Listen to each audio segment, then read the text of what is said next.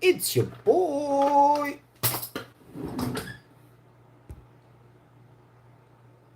WOWINFO. Today on the show, we're talking to you guys about Canada, the States, relations, Trump, tariffs, Ontario, Alberta, businesses. We'll be discussing numerous topics. Let's hear from Doug Ford. He's in Niagara Falls at an airport. I can't wait to get to Niagara Falls, as well as spend some money in Manitoba. Buy local as best you can. And remember, if a business is struggling, even if it's in America, help it out. Always, always, always help out your neighbor. And for us, that happens to be America. I know there's a lot of good Americans out there. So let's see to it we get some more good people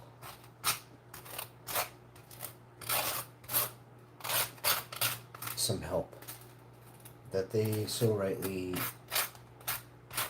need, right? They need help, right? A lot of people will never ask for help, right? And that's how you have so much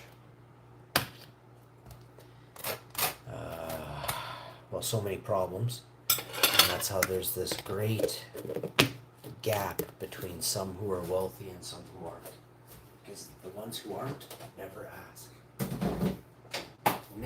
ever ask for a leg up.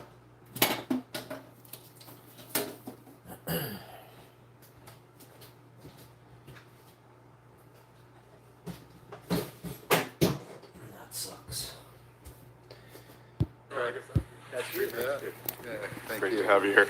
Good morning, everybody, and great comments from Deputy Mayor Wiens. I just want to welcome all of you here. I want to welcome the Premier, and I want to welcome you all to Niagara Lake and the Niagara District Airport. We're proud partners in this airport with the City of Niagara Falls, the City of St. Catharines, Mayor Jim, and Mayor Matt Cisco in ownership of this facility. And want to recognize some of our civic officials here. Of course, we already recognized Deputy Lord Mayor. I want to recognize Councillor Patel and Councillor Stevens and as commissioners on the Airport Commission as well. Chair Greg White. Greg, Chair, thank you for being there. I want to recognize our CEO of the airport, Dan Pyland. Dan, thanks for being here. And any other civic officials that I may have missed, welcome. It's great to see you here. In Niagara Lake, we're really blessed. This is a wonderful place. Not just today, but year-round. So we invite everybody to always explore the wonderful offering that Niagara Lake provides. Whether you're strolling through our beautiful Heritage District on Queen Street, shopping, dining, or taking in some arts and culture at the Shaw. We have Tim Jennings here from the Shaw. It's a beautiful world-class performance. And the Premier and his government check out all have been these good things friends he just said. to Niagara Lake. Good friends to our Live on farmers, YouTube. We're gonna get all these our restaurants, agricultural all these community, businesses live on with YouTube. respect to supporting our agricultural irrigation system, as Deputy mentioned. Strong supporters of our businesses, our post-secondary institutions, our tourism partners. Premier, you and your ministers are always listening and available in making our community successful. You're good friends to our residents and our community, especially in the area of supporting our heritage. Our community, as you know, is home to many national significant sites. And Premier, with your support, our council has been very successful in ensuring that these places are here for generations. So in closing, Niagara Lake has many wonderful features, and one of them is the fact that we're a border town. And we truly value the friendship and the business relationships with our American friends and families and neighbors.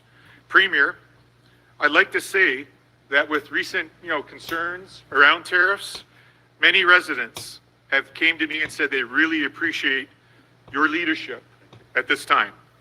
And so standing up for Ontarians and Canadians, I just wanted to say thank you. So we're really pleased to be here today. and listen to the Premier. And thank you so much for being in the town with us today. Thank you so much. Appreciate it. Appreciate it. Thank you. So as we move forward with the rest of the program, I just want to come forward, and from the town of Niagara Lake, as the Deputy Lord Mayor, I want to endorse the Premier in his in this election, and we look forward to working with him. Thank you so much.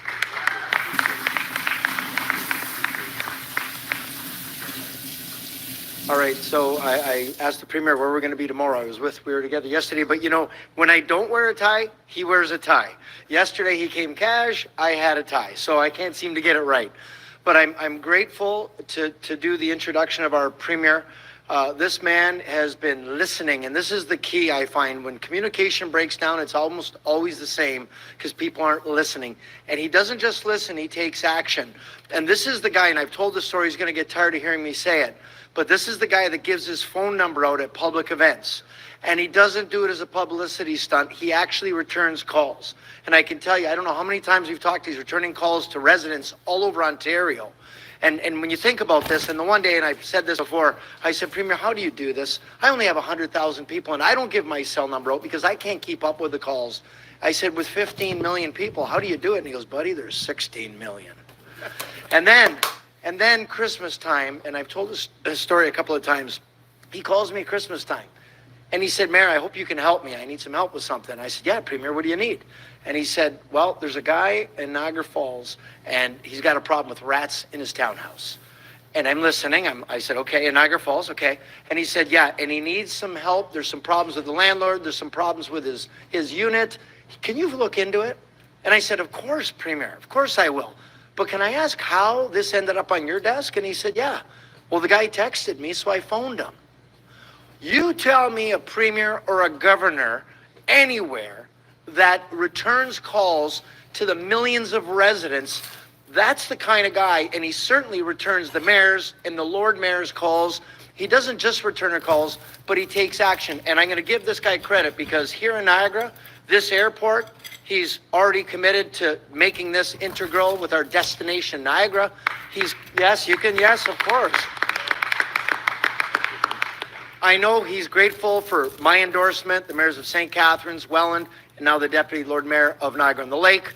Our hospital that he's building, $3.6 billion hospital he's building, the GO train, all the things that matter to us, and also with the wineries in the theater. And I'm like, this man listens and he delivers.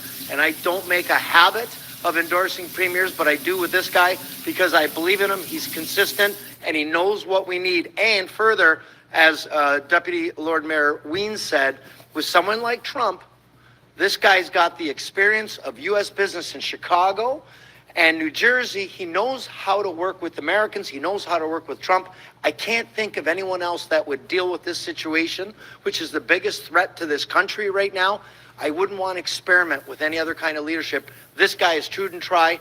I absolutely support him and would like to bring up the greatest premier that we've ever had, Doug Ford. Thank you. I appreciate it. Boy, well, first of all, thank you. I'm going to get to our elected officials in 1 second, but I really want to thank Daniel and Greg and everyone here at Niagara District Airport for hosting us today. And I just can't wait to support you in many ways, financially as well, working with the federal government.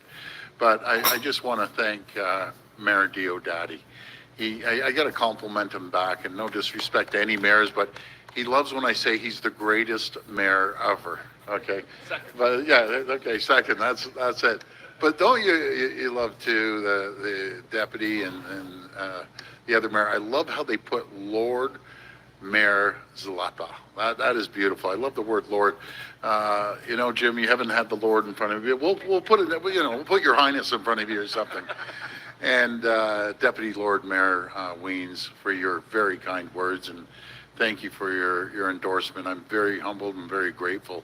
My friends, it's absolutely great to be back here in beautiful Niagara and the Niagara region. It truly is beautiful, even more beautiful in the summer when you see, about 11 million visitors or even more come by and just experience the beauty of it. Alongside your great Niagara Falls candidate, Ruth Ann Noonstag, I should say. Ruth Ann, thank you. What a great business mind, a real business person, and we can't wait to have you down at Queen's Park because you'll have a very, very strong voice down there.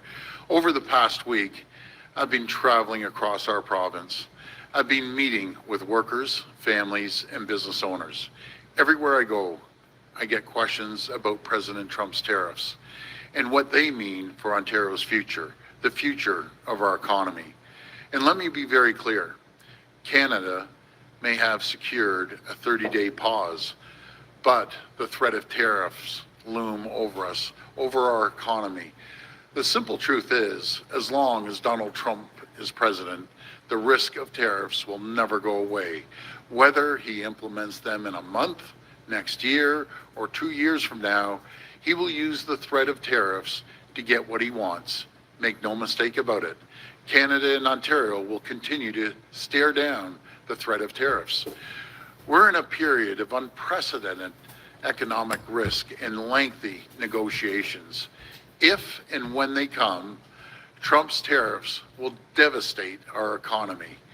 They'll put hundreds of thousands of jobs at risk on factory floors, on construction sites, in retail stores and communities right across our great country. Right now, all of us, the federal government, provinces, territories, business and union leaders, we need to be laser focused on avoiding tariffs. We need to use every day of the month long tariff pause to show that Canada is serious about securing our border, to show that Canada is taking action to fight the heinous trafficking of fentanyl and other deadly drugs. I haven't been shy to disagree with President Trump when he's threatened Canada, when he's threatened Ontario jobs and families. I push back, and I'll continue to do so with everything I've got. You know me, I'll never ever hold back. At the same time, we have to act when it's the right thing to do for both countries. And protecting our border, making our communities more secure, it's the right thing to do. There's no comparing the Canada-US border with the Mexico-US border. Canada represents 0.001% of fentanyl that goes into the US compared to Mexico. Still, in my opinion, that is way, way too much. 1 ounce of fentanyl, 1 ounce or one illegal handgun or one illegal border crossing is one too many. We need to do more to secure Canada's border. It's not only what President Trump has asked us, it's the right thing to do.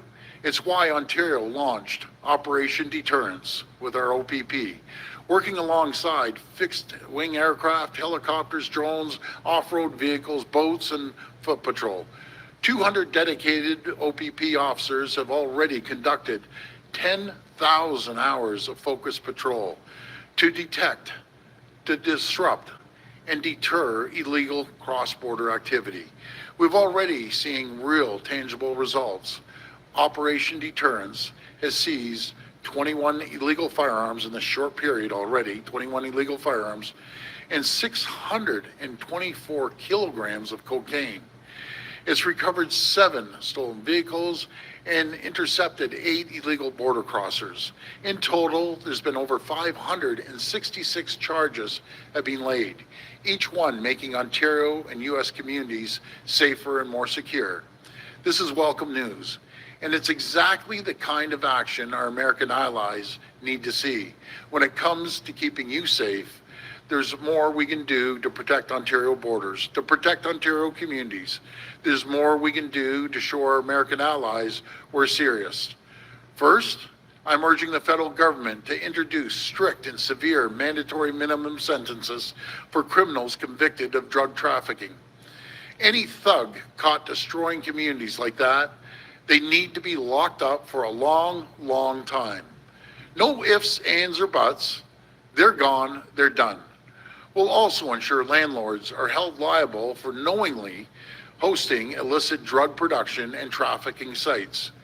Next, Ontario will work with the federal government to ensure the RCMP, regional and local law enforcement have the resources they need to address money laundering and other financial crimes by cartels and gangs. This needs to include empowering financial regulators regulators, I should say, to audit banks, credit unions, and any financial institution for money laundering or financing drug cartels. We'll turn over every single rock to find the root cause and make sure that we keep the cartels and gangs out of our communities.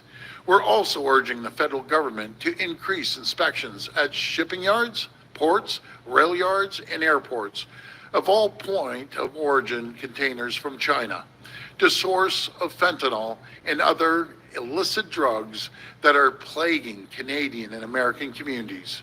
For our part, a re-elected PC government will invest $50 million to purchase 2 more H-135 helicopters for the Niagara Region Police as well as the Windsor Police Services. This will allow them to patrol our border, 2 very important border towns, but this gives them the tools they need to enhance operation deterrence and increase patrols and enforcement at 2 key border crossings. So we can detect more illegal activity and put more criminals behind bars. Friends, the weeks, months, and years ahead, they're going to be tough. Mark my words. President Trump, he's on a mission. He wants to destabilize our economy and divide our country. He even says he'll use economic force to get his way. For the next 4 years, we're in a battle for the future of our economy, for the future of our province and the future of our country. On February 27th, I'm asking every Ontario resident for your vote for a strong, stable 4-year mandate to do whatever is necessary, a mandate to build Ontario's economy and protect workers and families and communities, a mandate to keep us competitive, a mandate to clean up our streets and deliver better care. I'm asking for a strong, stable 4-year mandate to protect Ontario. Thank you so much, and may God bless the people of Ontario. Thank you.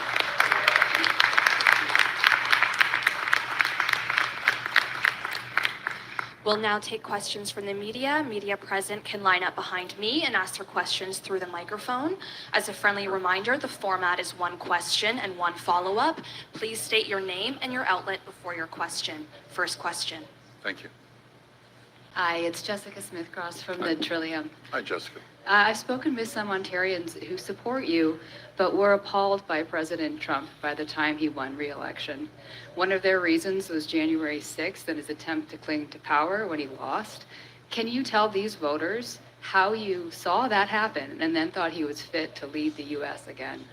Well, as you know, and everyone, I have no say in the U.S. elections.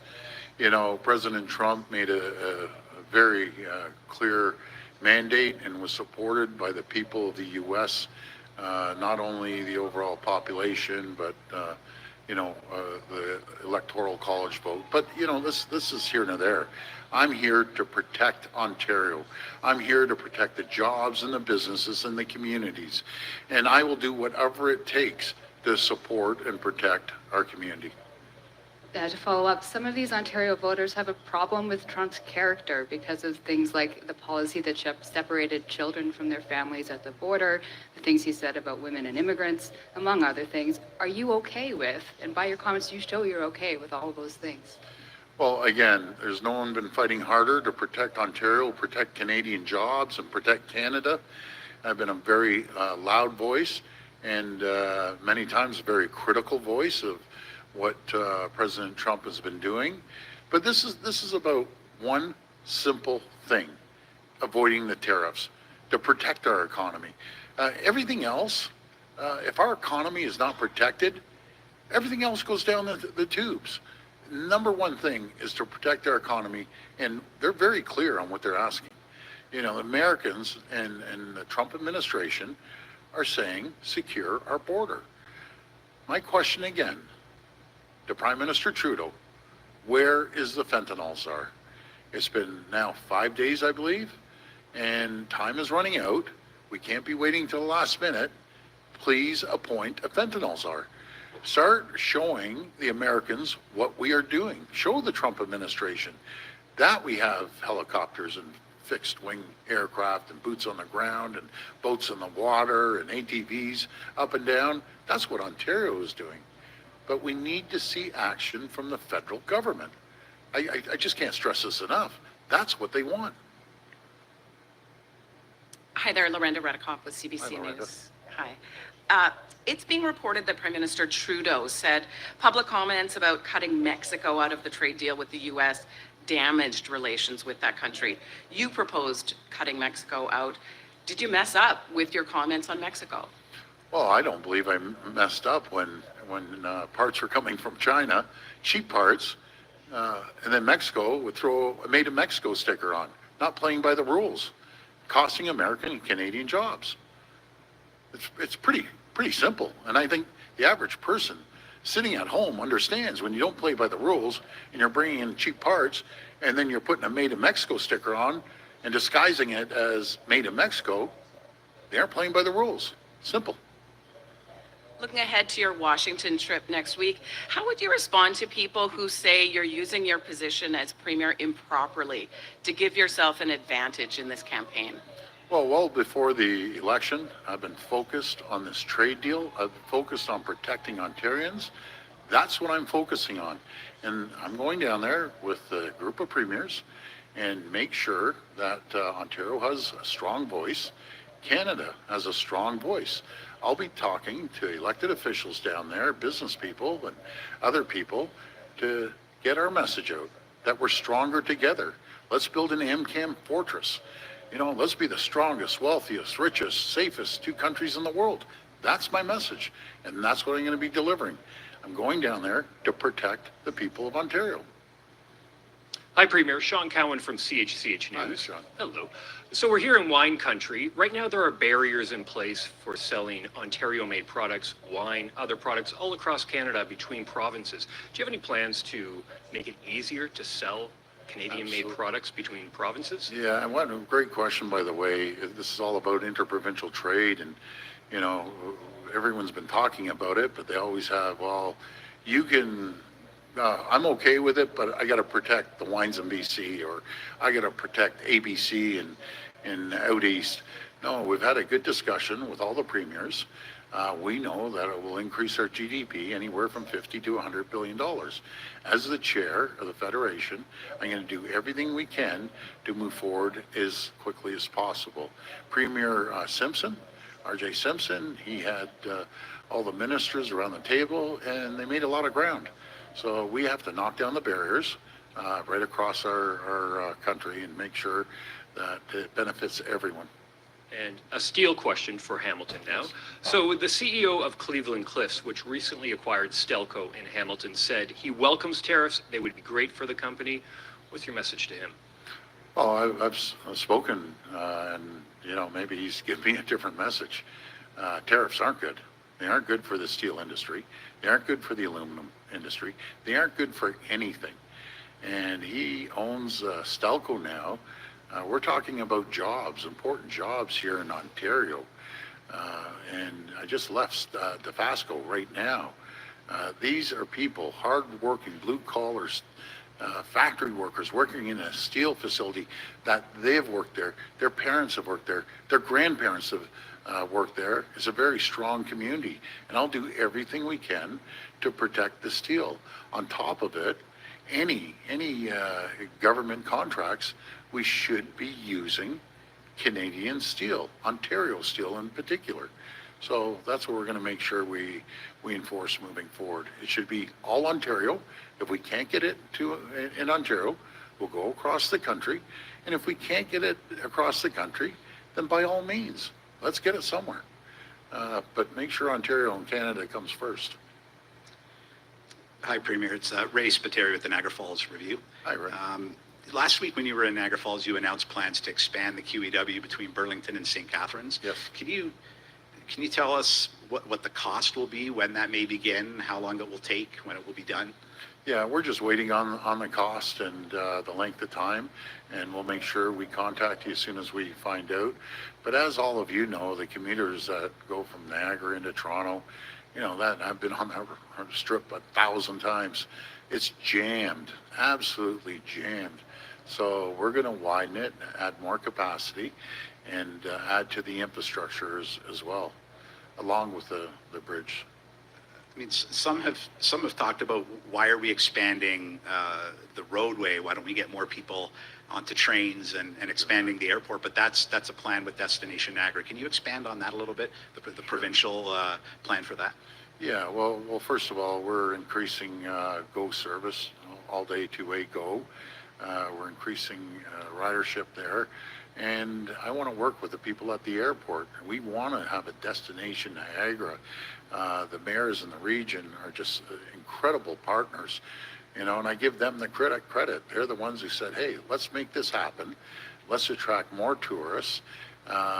Sure, it's not just gambling, it'll be part of it, but how about the wine tours? I've been talking to people in the summer. A few people called me and said they're the best things that ever happened. But let's put more attractions there too, and attract people from all over the world to come here to the greatest region in the world. It's absolutely stunning. We have to support the airport, and along with the federal government. We need to expand the runway to get the larger planes in here.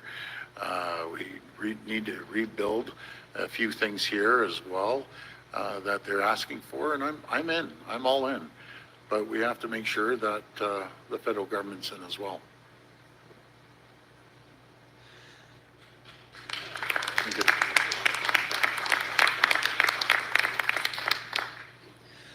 Hello, Premier. Andrew Halitsky, Niagara Now. Why did you and two ministers meet with a private developer, Rainer Hummel, at his home recently? Rainer, oh, okay. Yeah, there was a fundraiser. That's it. So we did fundraisers. We do them with everyone, and I go to places, and we need to raise money to run campaigns like the Liberals, the NDP, and the Green Party do. Okay, and why is public business being discussed in the homes of developers? Well, I don't ever discuss business at homes of whoever. You know, that's private business, and I'm very transparent.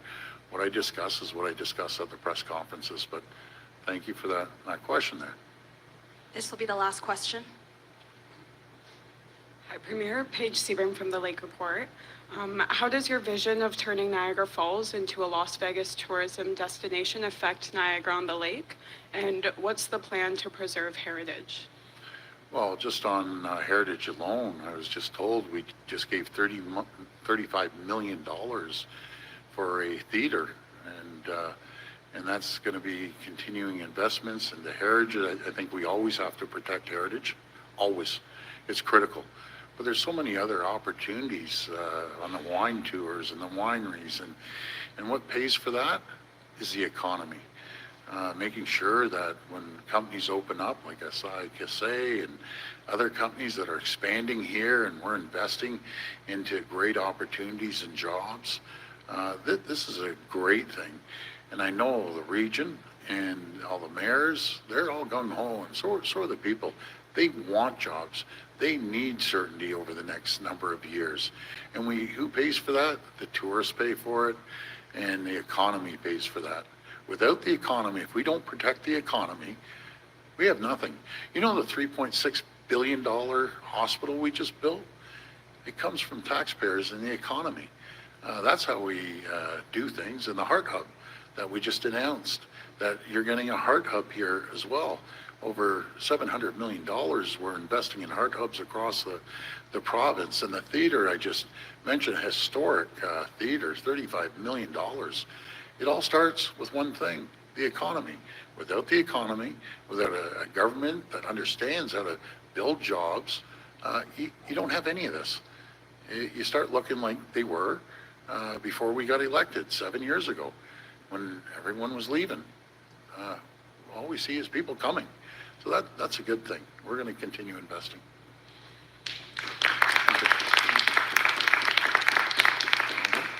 And that concludes our press conference. Thank you. Well, thank you, everyone. Thank you.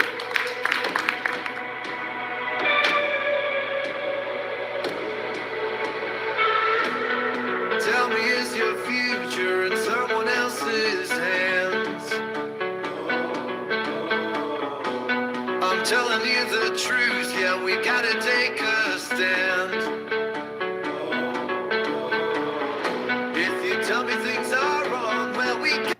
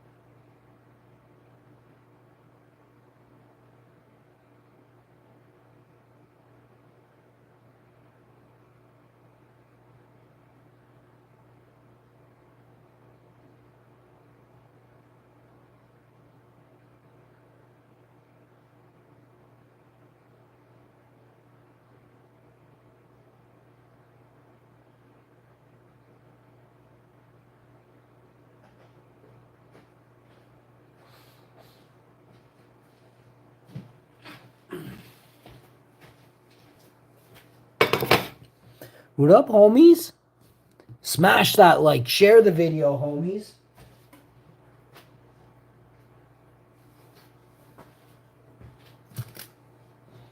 Dougie Ford in the house.